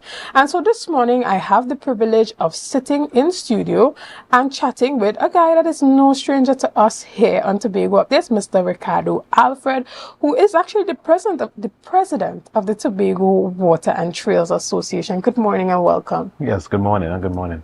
So this has been an issue for quite a while. Persons were vending out there, and it has kind of become a part of the No Man's Land culture now, or in recent time, within the last 2 years, for persons to want to go out to No Man's Land and on that visit actually engage in buying drinks and buying food. At one point, there was a huge crackdown over there, because there was insufficient infrastructure to facilitate the type of business being done there. We're talking about toilet facilities, running water, and just the basic necessities needed for persons to sell food and drinks, right? Even there was the issue with the licensing for alcohol as well. And so your organization, in collaboration with the Division of Infrastructure, has made this investment in Tobago through providing this portable toilet facilities and running water. Tell us a bit about the inception of this project, and if I'm correct, about where this whole thing started. Right, so good morning to all. So just to be clear, No Man's Land has always been a space where part of the reef tour, there's a part of it where they go to No Man's Land, where sometimes you have some of the patrons from our operators of these reef boats that will prepare a light meal on No Man's Land. It was part of the tour experience. Then you have an influx of some food vendors who been across there and provide a much needed service. My association represents the food vendors, the jet ski operators, reef boats, and the ATV users, so that it is to provide that level of comfort and to buy some level of organization to this structure. The food vendors, because I saw what was happening, and I know that very soon an incident can occur as relates to maybe food poisoning or something like that, So it was a need where we met with the vendors and conversation, and then we made the investment of buying this toilet and getting the material of all the brass fittings and stuff like that to get the much needed facility across there. I would really want to thank the division through the secretary and the administrators, the administrator and all these wonderful people for partnering with us and getting that done, you know, because you don't want to be a case where something happened and then they come and they want to shut down the vendors, you know, affecting the livelihood, because it's a complete loop now where with the reef boat guys, they do the snorkeling in the reef, then they bathe on the nylon pool, and then they come to no man's land for a meal. So it's a complete loop, and then they go back ashore. So everybody wins there. So it's to provide that needed facility across there. Right. And I remember, as you indicated, that the tour operators used to make it a part of their package. Yes. So you go and they would grill fish, lobster, shrimps, chicken. You would get a meal. But it wasn't a permanent structure. They would just go over and give you that natural outdoor type of experience. Now, in recent time, I've seen a number of vendors going over there and now creating actual structures on no man's land. What about the regulatory framework surrounding that? Who gets to vend on no man's land? Is it that anybody could go over there and throw up a tent and sell some food? What is required, and how is that being streamlined or even managed by the association? So all of the members, because the members do include persons from Boko as well. Huh? They have persons from Boko who are part of the association who also do the same type of trade. So now you have different entry points. Gibson Jetty allows persons who may not want to go on the reef, but however they could just take a taxi service via the Gibson Jetty and go across on no man's land. You have a lot more persons doing that now. The fee to go across on no man's land vary between how many people you can across there, but on weekends on average you have, like now that you have the holiday period, you have a lot of kids with their families coming across there, take boats, go across there. So you have a much active space now, whereas you have the boat taxis, if you want to call it that, making some needed revenue, and then you have more vending across there. So it's and then so through the association, persons are vetted. Currently, you know, we are going to be speaking to persons at health to provide some food handling practices, so that you know, we want to ensure that everything is done in a safe manner to avoid any futuristic issues. You know, so it's all aimed towards providing the perfect product. And so tell us a bit about actually streamlining who gets to sell there. Like, what is the process that's in place right now, and who is in charge of that? So through the association, they already have some existing vendors that were there. We're not going to interfere with them. It's to work with them and to build out their product properly in terms of how they prepare the food. One of the things that was lacking was the use of a toilet facility and running water. Obviously, you know, this was a huge issue. So the vendors there now, they are with us. We have meetings all the time of how to better their products. The use of heat in terms of keeping their food warm all the time. The use of proper utensils, whether it be stainless steel or these HACCP standards requirements. So it's you know, it's a process, but we want to involve the health officials to just add that cover as relates to regulating how they behave there. But they already have existing persons that were there. It's just to work with them there. There are no new persons there. The people who were there before, they are the ones who created that product, you know, so it's to work with them. Okay. I have heard about some conflicts brewing as it pertains to payments or the fee surrounding using the facilities that are at no man's land. But you made it clear to me that this investment was made by the association. And it's important for persons to know that this is not something that the THA bought and that the THA should fund, but it's something that the vendors themselves, through the association, invested in to ensure that they have the type of infrastructure needed to maintain a high quality of operations. And so because this is privately funded, it requires the type of financing that is needed to maintain it. Give us a greater understanding or insight into this. Right, so the toilet is one where it's determined, if they want to call it, of a VIP status. Not the luxury toilet, but of a VIP status, meaning that there's a urinal inside it, there's a receptacle where you could wash your hands, and then there's a toilet, all of which is flushable. There's a foot pump for flushing, there's a foot pump for washing your hands. You don't see your waist. There's a flap that opens and closes.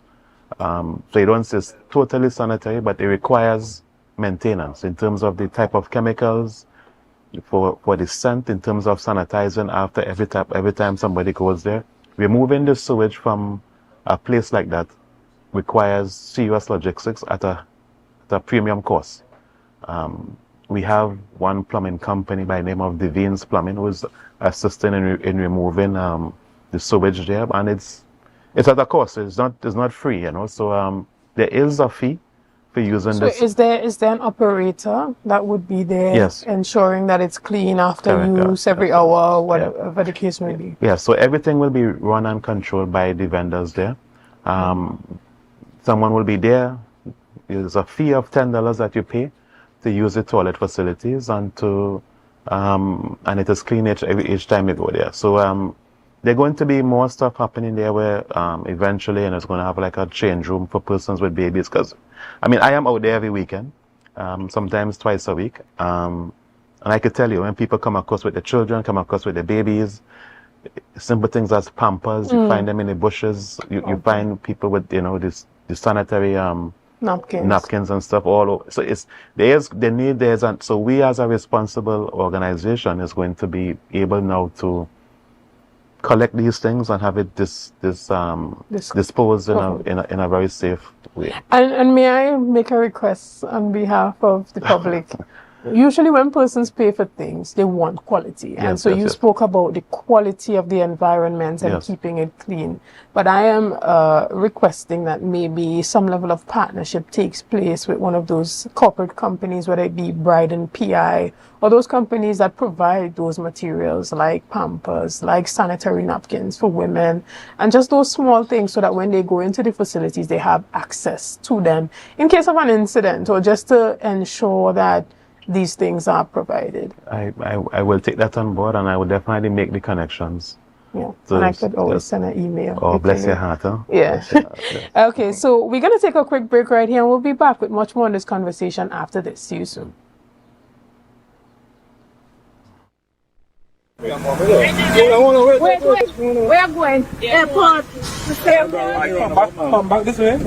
Catch you roundabout and go down. Right here. Leave on time to be on time.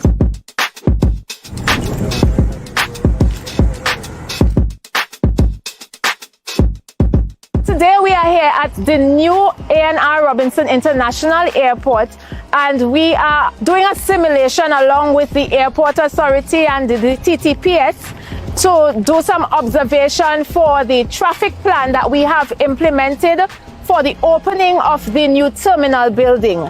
So starting Wednesday, July 22nd, the Division of Public Infrastructure and Transportation along with the TTPS will be at this intersection, and we will be implementing a traffic plan. Just continue around the circle. What is important in this entire traffic arrangement is that if you are coming from Crown Point, you're coming from the west, and you want to go further east than the airport terminal, we advise that you either use Milford Road, go onto Silcotton Trace, and use one of the side streets between Milford Road and Tobago Local Road. All traffic between Kilgwin Bay Road and Gaskin Road will be coming west only.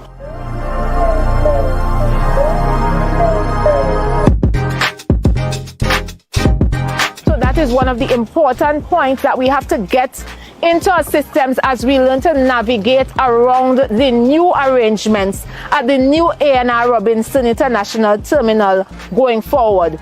But we want to assure you that we will help you to get used to it. We will circulate information. We will be here at the intersections along with the police while you get used to the arrangement to assist you in circulating and to getting to where you need to go safely and quickly.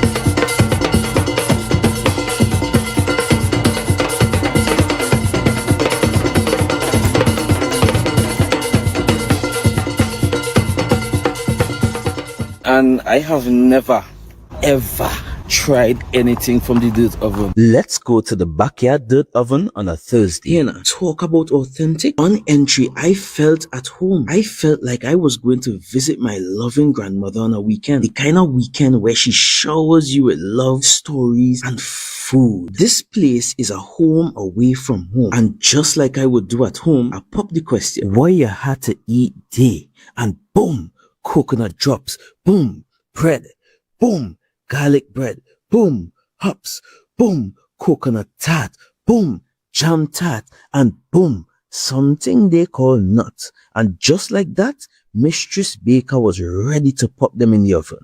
And don't worry, she had some help. And while we was waiting, I said, let we hear from Mistress Baker herself. Well, we've been operating for a couple of years now. We started, this was a COVID project. We operate strictly on Tuesdays only. You don't keep stock, we only sell on Tuesdays. Such a sweet lady. Hey, Olia, it's ready. When last you see a nice golden brown bread, sir? Backyard bakery for the win. Olia, a GT. I finally get me the oven bread with a little extra goodies on the side. You might be asking, where they're located? They are located on Bukuru, right on Nightingale Avenue, right before Racetrack Wheels if you're coming from town. Just look for the green hedge. You can't miss it. Pause. Check out the menu they one time.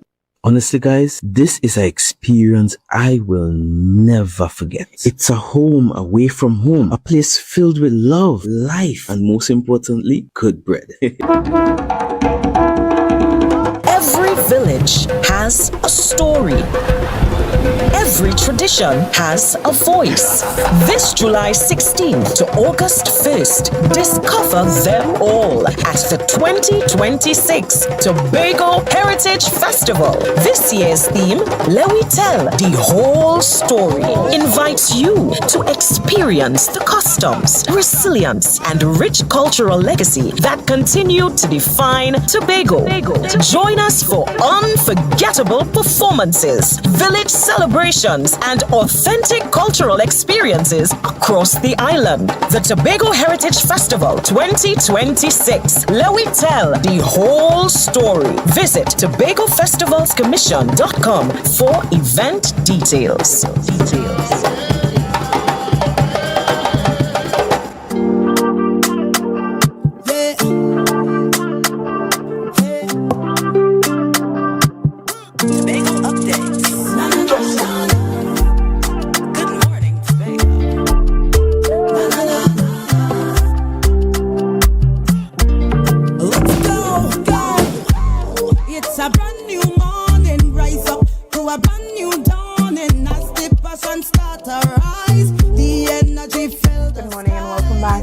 Tobago right here on Tobago Updates. Ladies and gentlemen, we have been chatting this morning with Mr. Ricardo Alfred from the Tobago Water and Trails Association.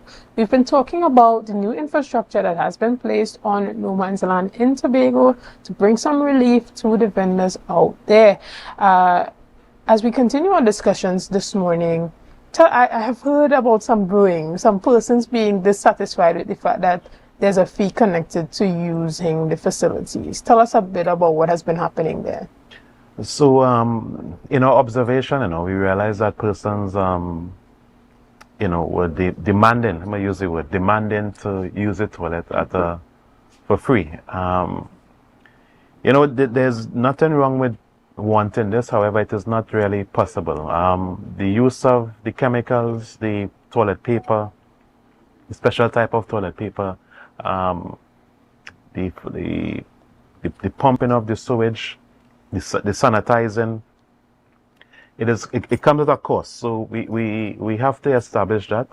Keep in mind, it's not an area where one of these sewage trucks will just drive out there. No, it has to be pumped into a vessel and then from the vessel to a shore.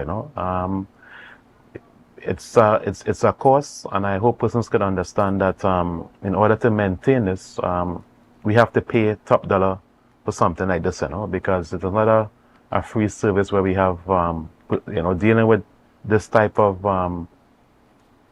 product requires money. This is just the bottom line. It requires money. So I hope the public understands that a fee is very, very important to ensure continued operation and to ensure that the toilet facility remains clean at all times. Yes. Right. And just to remind the public that I'm also advocating for free sanitary products for them inside of that facility. So they'll get their $10 worth. Mm-hmm. Let's talk about sustainability, environmental sustainability, and what the association would be doing to ensure that that is maintained. Because as you said, there are persons who would say, well, I'm not using that. And they may opt to still go the route that they were using before in the bushes. Should there be fines enforced over there if persons decide to not use the toilet facilities and do something that you are working to eradicate? Yeah, so what the association is trying to accomplish is for the persons involved in this product to be self-sustaining. In most Caribbean countries, this type of product is done by self-regulation, actually. We are more moving towards that. The association is made up of key persons involved in this marine field, involved in the environmental field as well. I myself sit as a UNDP lead consultant in many different projects across the Caribbean to doing these said stuff. I've been with the Institute of Marine Affairs for the last 7 years as deputy chairman, in which I opted not to go back to there. But so it is something that we take very serious as relates to the environment, and the vendors will ensure policy, and they would ensure that persons do the right thing. I'm 100% certain of that, because dealing with food and stuff like that. So I'm appealing to the patrons. Come on down on a weekend, come on down on a weekday, anytime after 11, and you can get some nice food. You can get some lobster, shrimp, kebabs, you get chicken. It's a whole, you even get the different types of pilori. You can get the regular pilori, you can get the beetroot pilori. It's this whole, and then you have the nice drinks, So I'm appealing to persons, if you don't wish to take the reef boat to go on, so I just want to come and chill with your family, Gibson Jetty, and then they will have someone who will take you across and bring you back safely. There's lights there now on the Gibson Jetty for you to park your car safely. There was a lot of incidents before, but now we are putting things in place. You're going to see some changes happening from the association. We are going to be partnering with a few corporate entities in terms of making this whole product better, right? Mm-hmm. Well, I might take you up on that offer. I might find myself on no man's land sometime this week. But we want to thank you so much, Ricardo, for being here with us this morning. And we're going to take a quick break right here, and we'll be back after this. See you soon.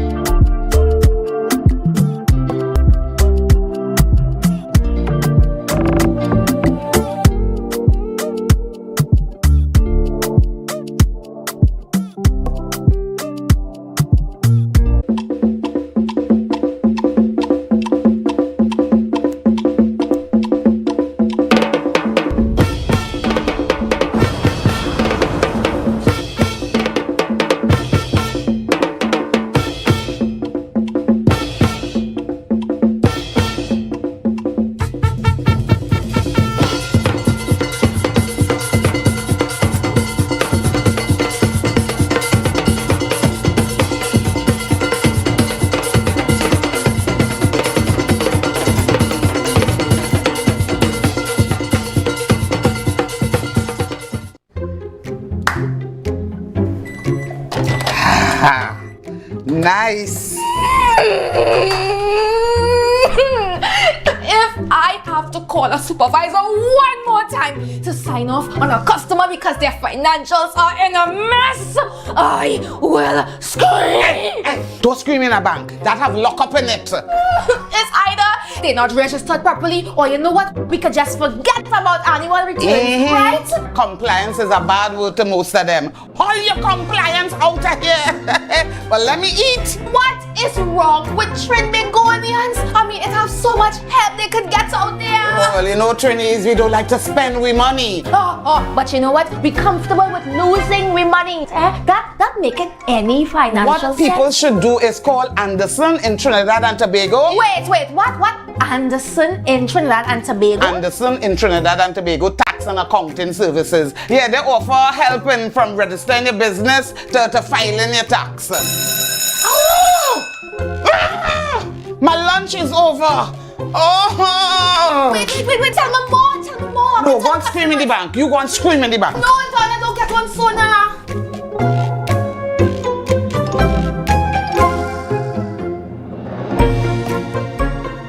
On the 9th of August, we'll be having our first annual 5K. And it's not just a 5K, it's a book drive. And it starts at 6 a.m. Registration starts at 5 a.m. This is your opportunity to start that exercise journey. Come, dust out that shoes, pull out that jersey. Let's start that exercise journey. From this book drive, we'll be able to provide books and stationery to all the needy people within the Scarborough-Mongrace district. So if you have any extra stationaries, book, pens, pencils, bring it. We'll be meeting right here at the Hugh Donaldson Recreational Ground, formerly known as the Mongrace Recreational Ground. Come and support this initiative.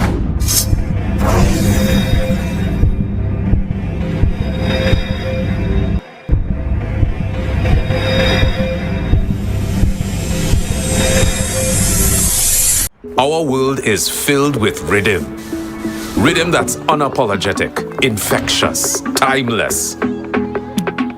Rhythm is commitment in action.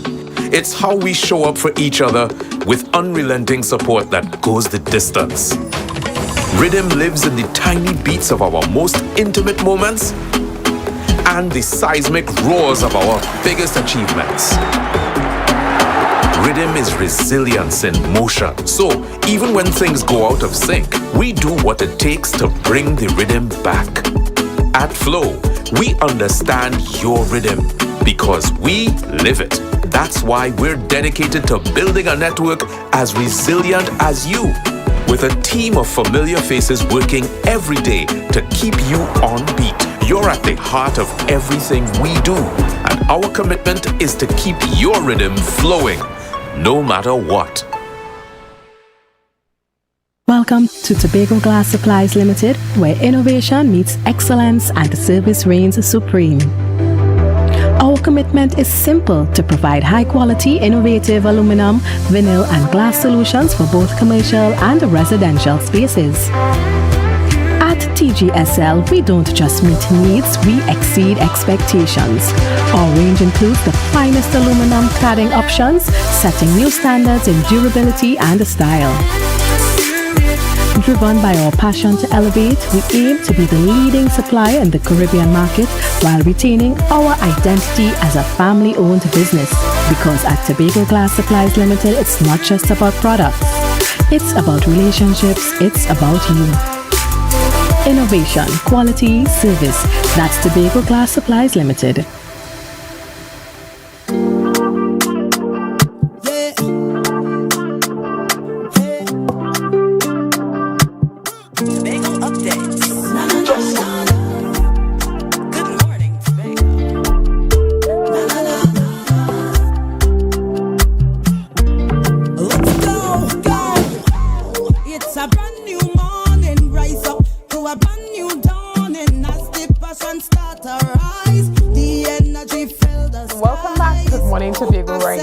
Tobago Updates. Ladies and gentlemen, we bring you another view of our traffic in Tobago on the Claude Noel Highway, and what you're looking at on screen right now before you is the Orange Hill traffic light, and we're seeing again quite a smooth flow of traffic. We know usually at this time of morning there's a pile up of traffic that goes toward that's eastbound.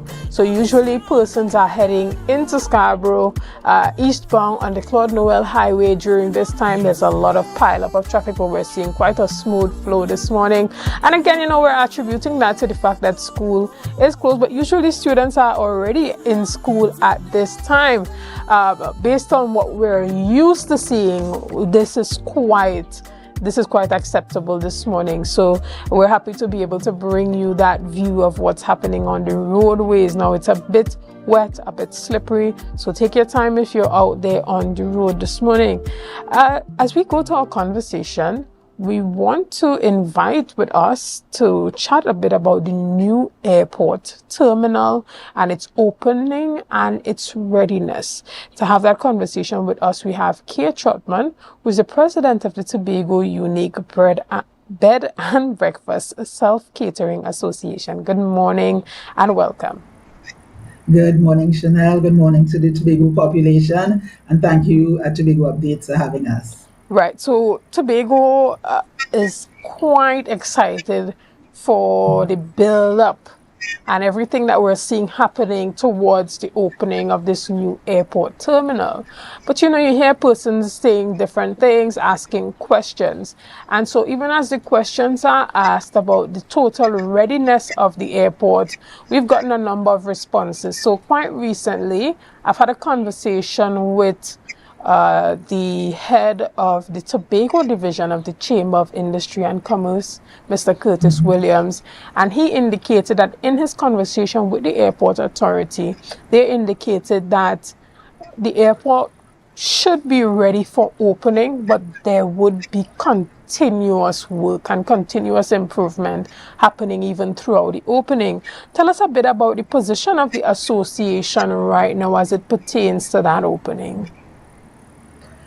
Well, I must say, like with the rest of Tobago, that we are, after all this long anticipation and getting ready, we are quite hopeful that the opening of the airport would progress with as minimal hindrance as possible. I would expect that there will be some challenges because from our understanding, the airport is not totally ready, but we have to get started.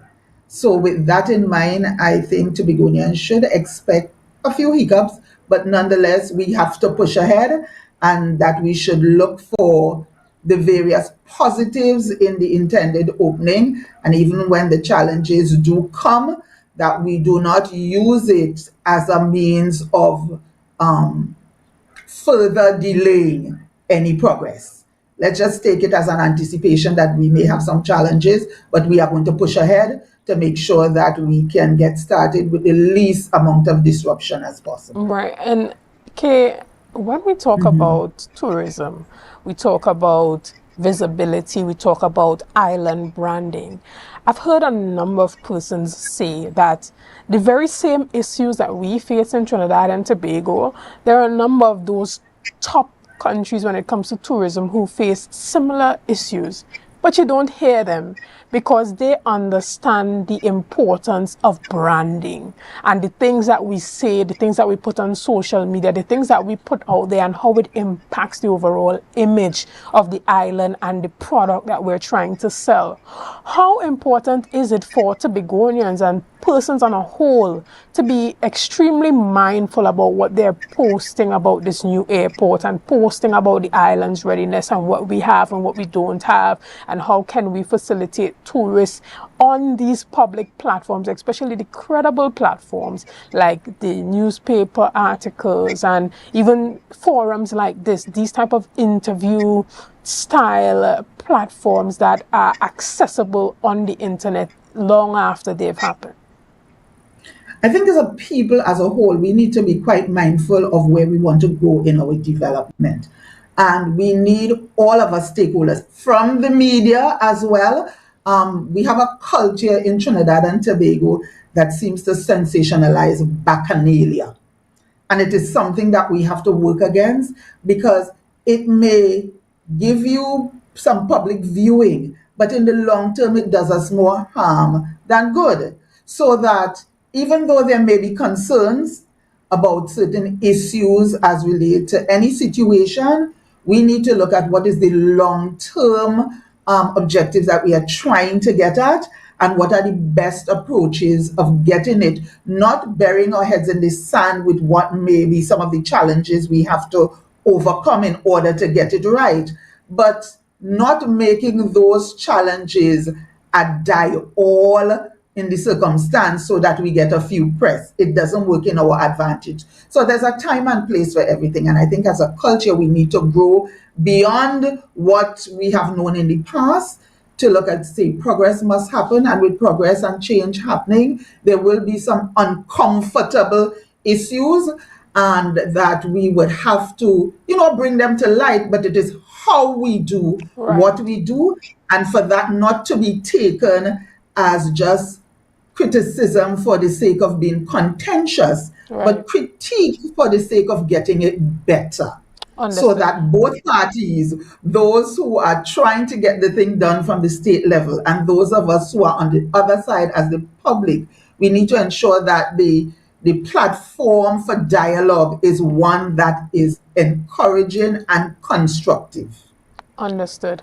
And we've seen this pattern repeated, particularly in politics, where when issues arise, you see it being used by the opponents as a tool to discredit a sitting administration. Now, whether it's wrong or whether it's right, we're not saying that isn't the case. But as you indicated, it's important to create those platforms, those groups, those forums where persons can come, air their grievances, invite the representative, have the town hall meetings, have those discussions that happen all over the world, where persons within a community would come in and they would vent their frustration for hours, and then they leave and they try to meet a solution and then they move on. But it's not something that you would turn on the television station and hear persons ranting and raving and discrediting their community, discrediting the area that they are in, that they're trying to boost the tourism for,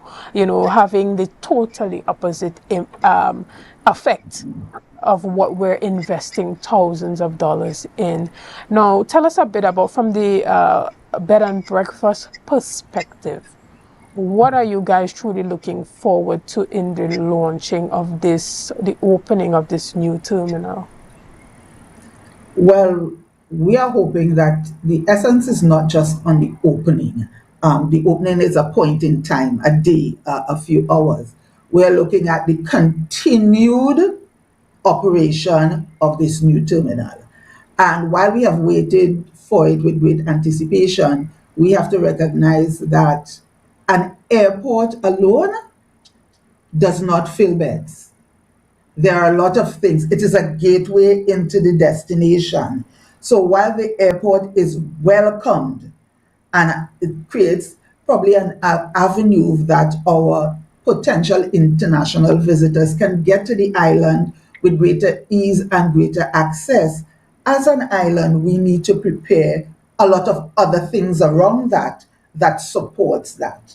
So that we would like, as the Small Properties Association, let me just abbreviate it, to be included in the process of destination marketing, that our opening of our new airport is not just about the branded hotels that are in Tobago.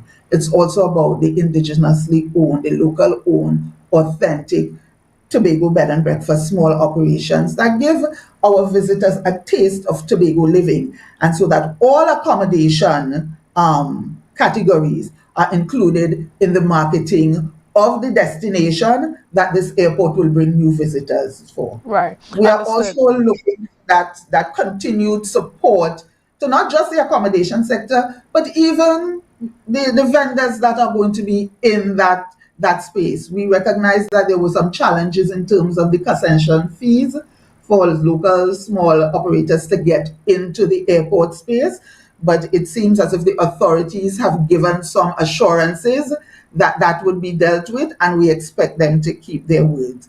But we also expect that other infrastructure on the island would be upgraded to stay in step with the airport. Your previous guest talked about the facilities on no man's land that they have been improving.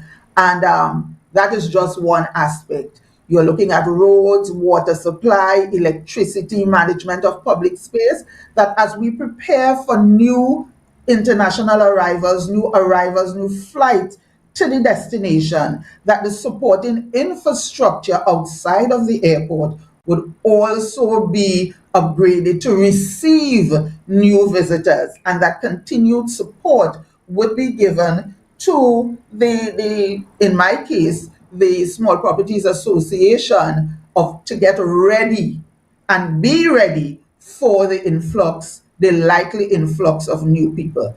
But I would want to say that that influx is not just because we're going to have a new airport opening, but that there would have to be deliberate and intentional plans towards destination and airlift acquisition, new airlift acquisition, and the management of new routes to get from our source markets outside there internationally into the Tobago space as smoothly as possible.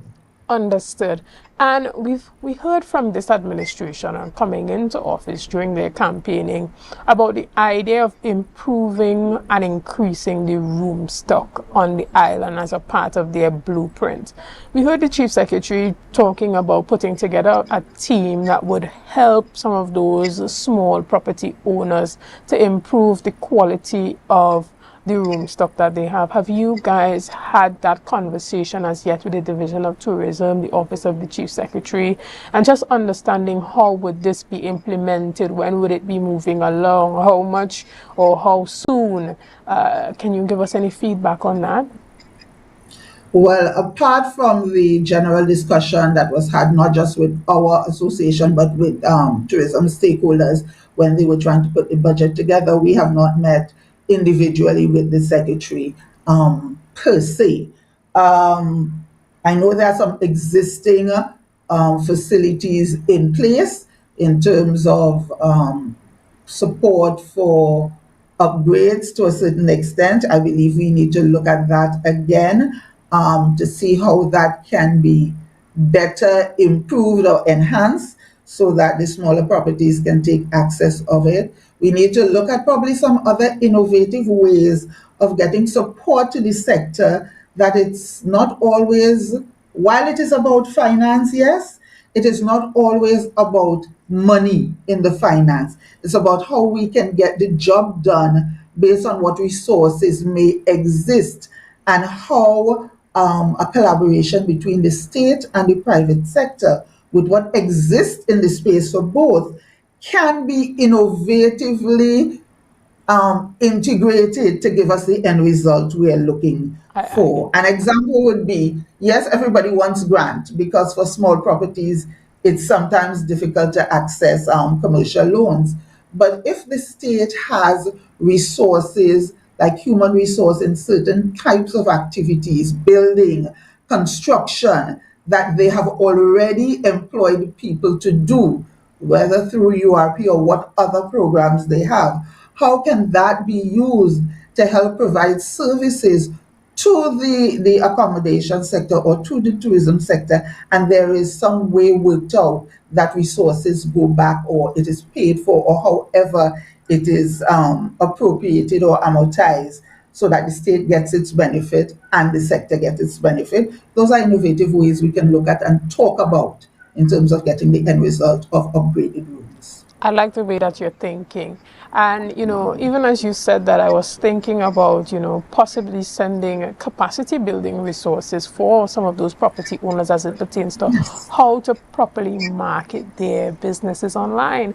I've noticed that there are still a number of properties in Tobago that you Google it just to take a look, just to have some pictures, just to have an idea, to make a recommendation. And they are nowhere online. They are not utilizing those online booking platforms as well, which accounts for a huge number of the bookings that a number of these properties have. So whether it's a workshop, a roving workshop that goes from properties, or just a workshop that allows persons to come in, show them how to utilize the Expedias, the Bookings.com, the Tobagos, the Airbnbs, these platforms, helping them to understand how to set it up, how to set up the payment methods, how do they get access to US after they've already set up the platform. Those small things that you would be shocked to know that there's still a lot of those traditional businesses or some of those older property owners who, still don't quite understand it, or, unless they have their grandchildren or someone around who's helping them, who can from time to time take advantage of them. If they don't understand how the money flows and what percentage goes to the booking agency and all of that. So I do see that as a way to also give back to the sector, enhance the sector without it necessarily being by giving a grant to them. Yes, I do agree with that. A lot of the things are collaboration as to how best we can work together to create and improve the areas that we have gaps in. And while some people may say, but that's for your association to do, I believe based on where Tobago is and what we want to see achieved, there are some deliberate actions that we're going to have to take that will involve collaboration of state and private sector in a very deliberate way, so that at the end of it, we can move the destination forward. This journey is not about just what one stakeholder can do, but how can all stakeholders, or the majority of stakeholders in a particular area, collaborate to get the job done. And that is where our focus is. Excellent. And even as we round off our discussion this morning, we want to say thank you to you, particularly in representing the association this morning and giving us a bit of an insight into how the association and its members are feeling regarding the opening of the new airport terminal. Is there anything that you want to say to our audience this morning, or even the policymakers looking on? Well, the thing I would like to say is that as a people, regardless of who is in charge of the administration, regardless of our personal feelings or positions, because we don't necessarily always agree. The thing is, where do we want Destination Tobago to go? And are we prepared? And I would encourage us to try to create platforms that we can collaborate on to get things done for the benefit of the destination, and not just the small isolated pockets that we may be a part of. There's a time and place for that, and beyond that, there's a time and place that Tobagonians need to band together to get done what needs to get done for advancing the community of Tobago. Understood. And again, thank you so much for being here. And ladies and gentlemen, we want to thank you for being a part of this morning's discussions. We want to thank you for your likes, your shares, and your comments, and all that you have been doing and continue to do to make Tobago Updates the #1 broadcaster here on the island of Tobago. Again, I am Chanel Felix, and I'm always going to encourage you to have a productive day.